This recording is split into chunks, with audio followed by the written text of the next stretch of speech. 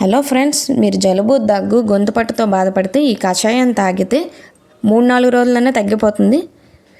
Stove on చేసి అందులో ఒక గిన్నెలో 1 గ్లాస్ వాటర్ వేసి 2 దాల్చిన చెక్కలు, అలాగే 5 లవంగాలు, అల్లం దంచేసి వేసుకోవాలి ఇలాగా. అలాగే తులసాకులు కూడా వేసుకోవాలి. ఈ కషాయం రోజు ఉదయం సాయంత్రం 2 పూటలు టీ లాగా తాగేయాలి. ఇప్పుడు ఇందులో మిరియాలు దంచి వేసుకుంటాం, అలాగే జీలకర్ర కూడా వేసుకుంటాం.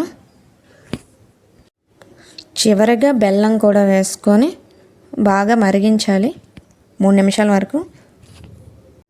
ఇలాగా ఒక పొంగు వచ్చిన వరకు మరిగించుకోవాలి. ఇప్పుడు స్టవ్ ఆఫ్ చేసుకొని వడగట్టుకోవాలి ఒక గ్లాసులో.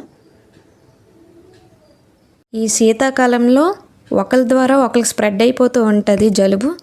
అలాంటప్పుడు ఈ కషాయం తాగితే చాలా బాగా పనిచేస్తుంది.